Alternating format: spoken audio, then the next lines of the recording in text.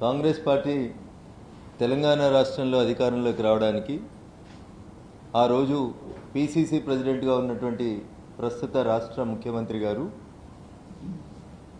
TRS party Kaleshwaram project పేరిట 1,00,000 కోట్ల రూపాయల అవినీతి చేసిందని తాము అధికారంలోకి వచ్చిన మరుక్షణం 2 నెలల్లోపు కేసీఆర్ మీద విచారణ జరిపి చెర్లపల్లి జైల్లో ఇందిరమ్మ ఇల్లు కట్టించి దాంట్లో కాళేశ్వరం పేరిట దోసుకున్నటువంటి వాళ్ళందరినీ కూడా చెర్లపల్లి జైల్లో పెడతామని చెప్పినారు.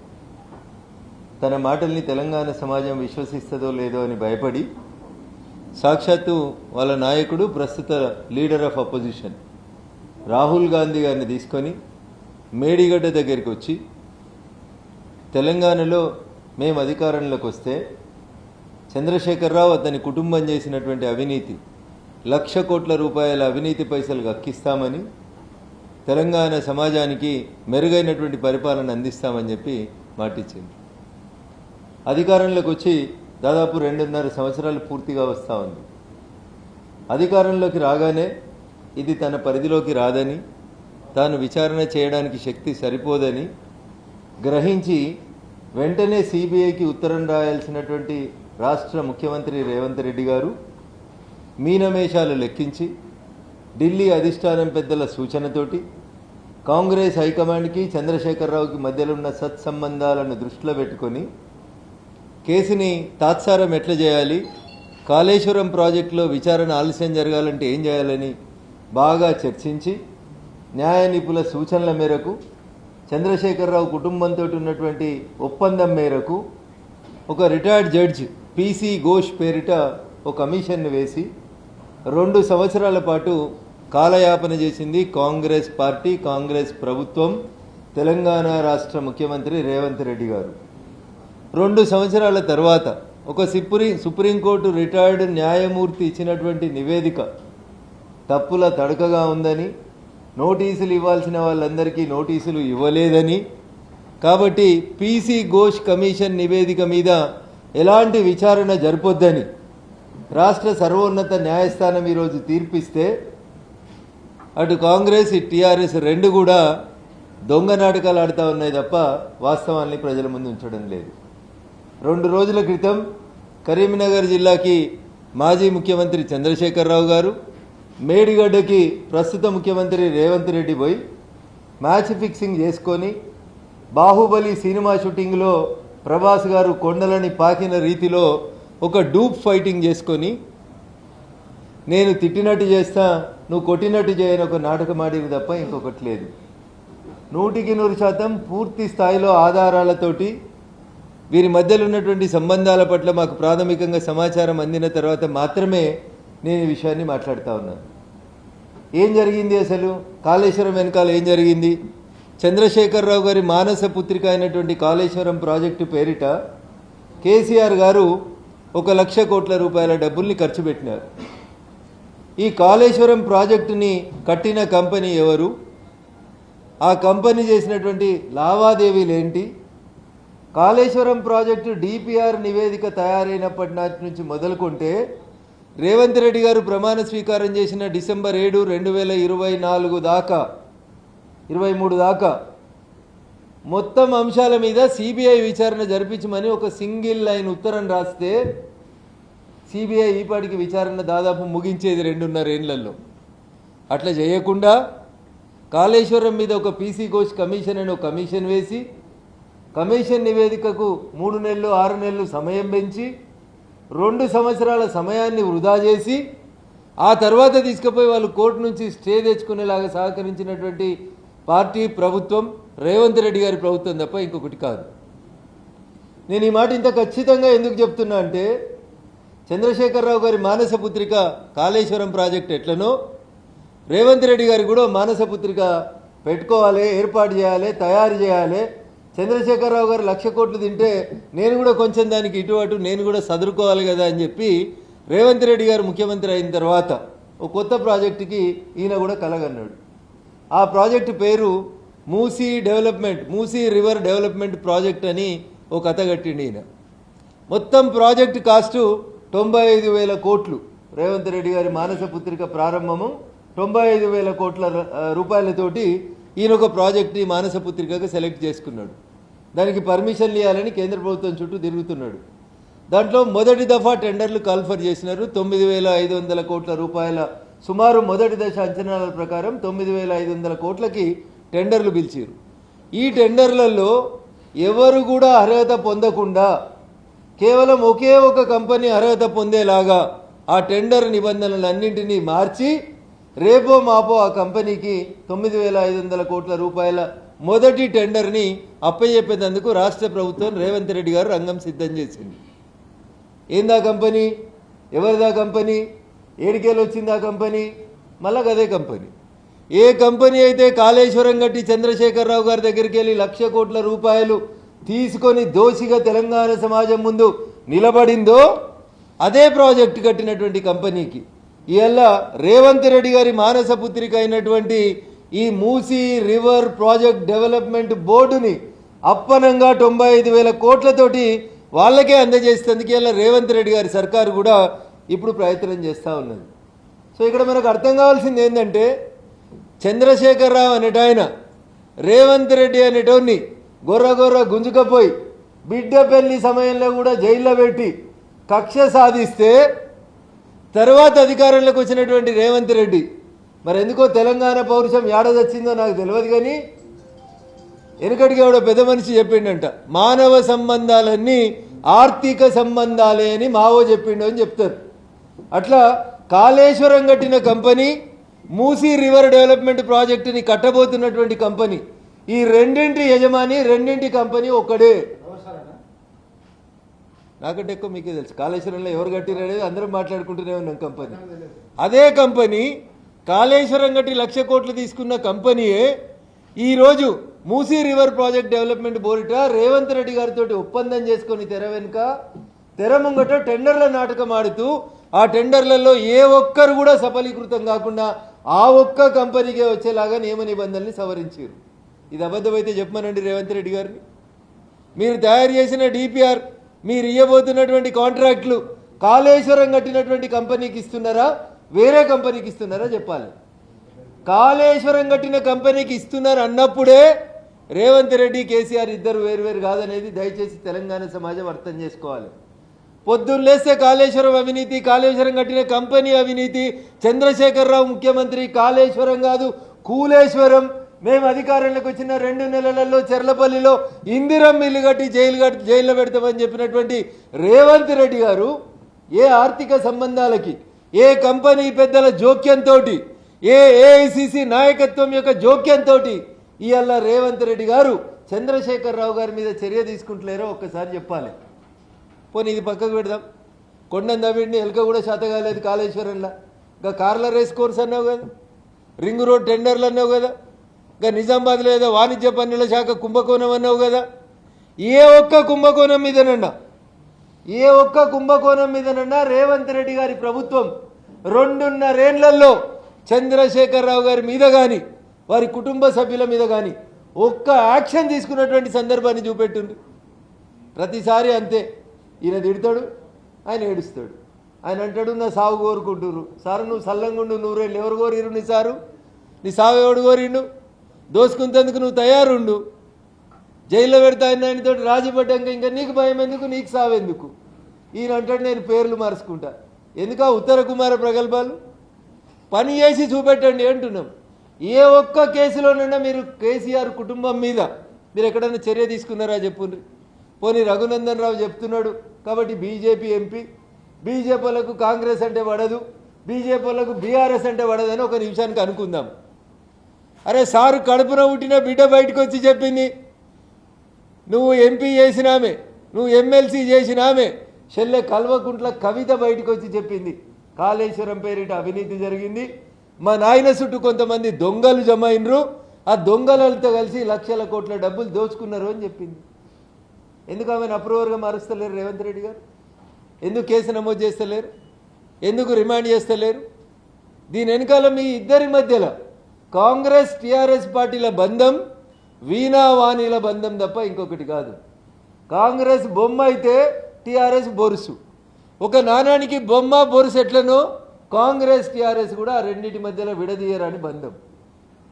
ఇది ఇయ్యాల కాదు, కొత్తగా 2004లో పొత్తు పెట్టుకున్నప్పుడు గౌరవనీయులు డి శ్రీనివాస్, గులాం నబీ ఆజాద్ గారు, కేసీఆర్ గారు ఇంటికి వచ్చి పొత్తు పెట్టిన నాటి నుంచి ఇయ్యాలటి దాకా కాంగ్రెస్ టీఆర్ఎస్ మధ్యలో ఆ వీణావాణిల బంధం ఉన్నది తప్ప ఇంకొకటి కాదు. ఆడలేక మధ్యలో ఓడినట్టు. Straightly I'm giving a suggestion to the honourable chief minister of Telangana.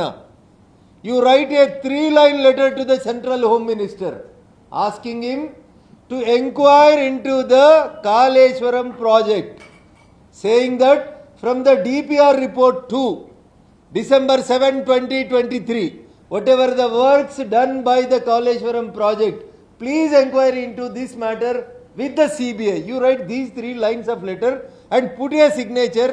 This is the demand of Chief Minister of Telangana.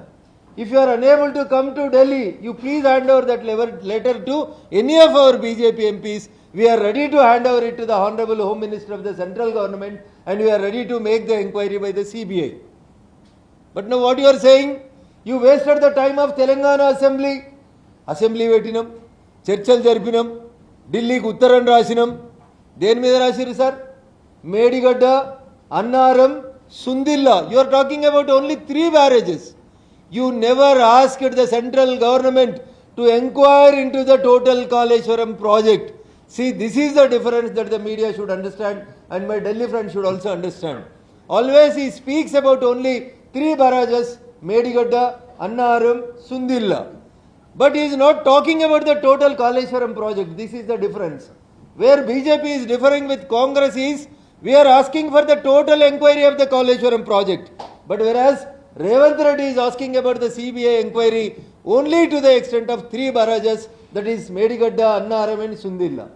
So if the state government is ready to give a letter directly to the central home minister or the prime minister of this country, we are ready to make the inquiry with the help of CBI into the Kaleshwaram project and as well as the money which was bribed by the Kaleshwaram project company to the different sources and agencies.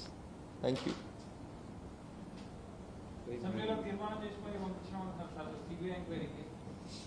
అన్న, అసెంబ్లీలో చేసిన తీర్మాన పాఠాన్ని మీరు మొత్తం దయచేసి చదవాలని మా Delhi media మిత్రులకు విజ్ఞప్తి.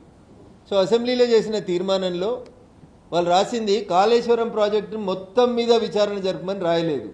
వాళ్ళు రాసిందంతా కూడా మేడిగడ్డ, అన్నారం, సుందిల్ల బారేజీలలో వచ్చినటువంటి పగుళ్ళ మీద, అవినీతి మీద విచారణ జరపమని రాసింది. మై రిక్వెస్ట్, ఒక తెలంగాణ సమాజం నుంచి వస్తున్నటువంటి ఒక ప్రశ్న, కాళేశ్వరం ప్రాజెక్టు డిపిఆర్ తయారు చేసిన దగ్గర నుంచి రేవంత్ రెడ్డి గారు ముఖ్యమంత్రి అయిన డిసెంబర్ 7, 2023 దాకా జరిగిన అన్ని కాళేశ్వరం పంపుల మీద, బారాజుల మీద, వాళ్ళు ఇచ్చినటువంటి డబ్బుల మీద, వాళ్ళు కట్టినటువంటి కట్టల మీద, కరకట్టల మీద పూర్తి స్థాయిలో విచారణ జరపమని ఒక 3 లైన్ల ఉత్తరం రాయమని మేము డిమాండ్ చేస్తా ఉన్నాం. ఢిల్లీలో బీజేపీకి బీఆర్ఎస్ దగ్గర అవుతుంది, అందుకోసమే ఇవన్నీ తీర్పులు కావచ్చు, అదే సమయంలో సిబిఐ విచారణ జరపకపోవడం ఇవన్నీ కూడా. టీఆర్ఎస్ 2001లో టీఆర్ఎస్గా పుట్టి 2022కి వచ్చేసరికి బీఆర్ఎస్గా మారి 2024 పార్లమెంట్ ఎన్నికలకు వచ్చేసరికి ప్రజలు సిఆర్ఎస్ ఇచ్చి కంపల్సరీ రిటైర్మెంట్ స్కీమ్ ద్వారా ఒక్క ఎంపీని కూడా గెలిపించకుండా బీఆర్ఎస్ నుంచి సిఆర్ఎస్ పొంది ఇక ఢిల్లీలో ఎంపీలు లేనప్పుడు బీజేపీకి టీఆర్ఎస్కి సంబంధాలు ఎందుకుంటాయో ఒకసారి దయచేసి మీరు ఆలోచించాలి. నిన్న చంద్రశేఖరరావు గారు పెట్టినటువంటి జగిత్యాల యాత్రను వాళ్ళు జగిత్యాల జైత్ర యాత్ర అని ఒక పదం వాడింది. మా ఢిల్లీ మీడియా మిత్రులకి మీకు ఒక విజ్ఞప్తి, 1976లో గౌరవనీయులు కొండపల్లి సీతారామయ్య గారు జగిత్యాలలో జగిత్యాల జైత్ర యాత్ర అని ఒక యాత్ర తీసిండు. ఆ యాత్రలో పాల్గొన్న వాళ్ళంతా తర్వాత నక్సలైట్లుగా, ఆ తర్వాత మావోయిస్టులుగా, ఆ తర్వాత చంద్రశేఖరరావు గారి పార్టీ నుంచి ఒక ఆయన ఎమ్మెల్సీగా మారి ఇవాళ దేశ ముఖ చిత్రంలో జగిత్యాల జైత్ర యాత్రలో పుట్టిన పార్టీ ఇవాళ భారతదేశ యవనిక మీద కనబడకుండా పోయింది. బహుశా చంద్రశేఖరరావు గారు కూడా అందుకనే అదే పదం వాడినట్టున్నారు. నేను అందుకనే టీఆర్ఎస్ బీఆర్ఎస్ అయింది, బీఆర్ఎస్ సిఆర్ఎస్ ప్రజలు ఇచ్చిండ్రు. ఇప్పుడు కొత్తగా వాళ్ళతోటి ఢిల్లీ లెవెల్లో పొత్తు పెట్టుకోవాలనేటువంటి ఆలోచన కానీ, వాళ్ళతో చర్చలు జరపాలనేటువంటి ఆలోచన కానీ ఢిల్లీలో ఉన్న బీజేపీ కానీ గల్లీలో ఉన్న బీజేపీ కానీ అవసరం లేదనేది నేను ఈ సందర్భంగా స్పష్టంగా చెప్పదలుచుకున్నాను. కాబట్టి కాంగ్రెస్ మిత్రులకు నేను ఇచ్చే సలహా, ఊకే బీజేపీ సిబిఐ ఎంక్వైరీ చేస్తలేదు, బీజేపీ బీఆర్ఎస్ ఒకటి, బీజేపీ బీఆర్ఎస్ పొత్తు పెట్టుకుంటాయంటున్నాయి. ఇట్లాంటి తప్పుడు ప్రచారాల్ని దయచేసి గోబెల్స్ ప్రచారం చేయకండి సార్. నిజం నిద్ర లేచేసరికి అబద్ధం ప్రపంచాన్ని చుట్టొచ్చిందని గల్లీలో అదే మాట్లాడుతున్నారు మీ నాయకులు. ఢిల్లీకి వచ్చి పీసీసీ అధ్యక్షుడు కూడా అదే మాట్లాడిపోతే ఇది బాధాకరమైనటువంటి విషయం సార్. మీరు చేయాల్సిన పనిని మీరు నిజాయితీగా చేయండి. మేము తప్పుల మీద ఖచ్చితంగా విచారణ చేస్తాం. మీరు పోయి మీ ముఖ్యమంత్రి గారిని అడగండి, ఎందుకు విచారణ జరుగుతలేదు, ఎందుకు కారు రేసు కోర్సు దాంట్లో. ఓ మంత్రి అయితే వేరే దేశంకి పోయి ఏడాది కింద చెప్పిండు, నేను హైదరాబాద్కి పోయేసరికి దీపావళి వస్తుంది, ఆ దీపావళికి మంచి టపాకాయలన్నీ వెళ్తాయి హైదరాబాద్లో, మీడియా మిత్రులారా ఎదురు చూడుండ్రి అని చెప్పారు. ఆ దీపావళి పోయింది, మళ్ళీ దీపావళి వచ్చింది. బాంబులు కాదు, కుక్కతోక పటాకాలు కూడా వెళ్తలేవు తెలంగాణలో. అన్న రాహుల్ గాంధీ గారు మేడిగడ్డ కట్ట మీద చెప్పిన మాట ప్రకారం 1,00,000 కోట్ల చంద్రశేఖరరావు కుటుంబం అవినీతిని గక్కిస్తాము అన్నారు. సరే, మీకు ప్రజలు ఇచ్చిన కాలం 5 సంవత్సరాలు. 1,00,000 కోట్లు గక్కించే దగ్గర 2 కోట్లనే గక్కియాలి కదన్న. ఆఖరికి 50 రూపాయలు గక్కిచ్చిర్రా అన్న. ఇంకా కారు రేసు దాంట్లో 50 కోట్లు వైట్ మనీ ట్రాన్స్ఫర్ అయింది అని చెప్పి అరవింద్ కుమార్ అనేటువంటి ఐఏఎస్ ఆఫీసర్ నేను అప్రూవర్గా మారుతా మొర్రో అని సాక్ష్యం ఇచ్చిండు. 5 ఏళ్లలో 1,00,000 కోట్లు కక్కిస్తా అన్నటువంటి రాష్ట్ర ప్రభుత్వం 2.5 ఏళ్లలో కనీసం 50,000 కోట్లన్నా కక్కిస్తే బాగుంటుండే అనేది తెలంగాణ సమాజం ఆశ.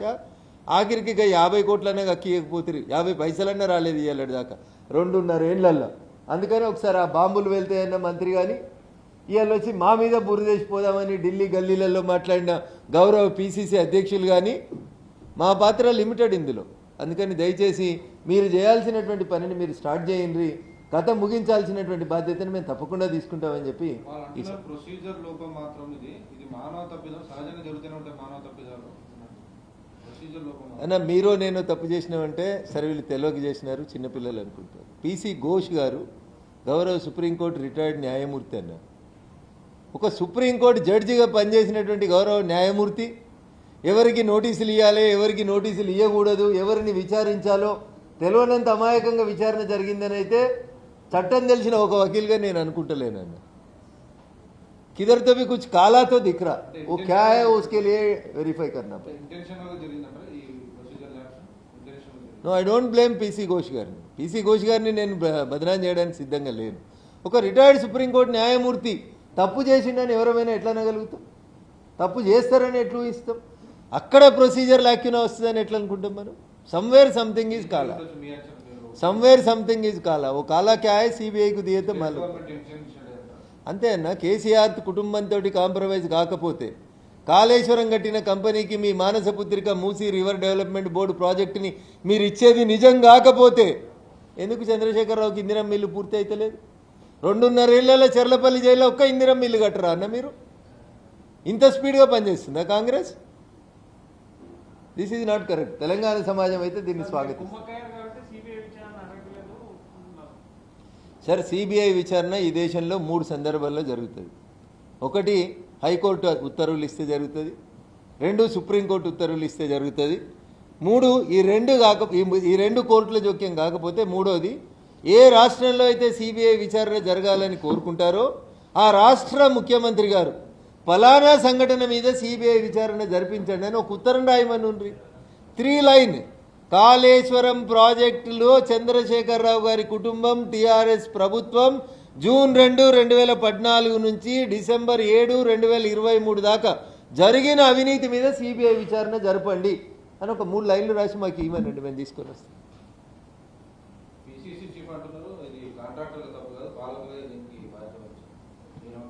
సేనా మేము టెక్నికల్ ఎక్స్పర్ట్స్ కాదు, బీయింగ్ ఏ పొలిటికల్ లీడర్స్గా.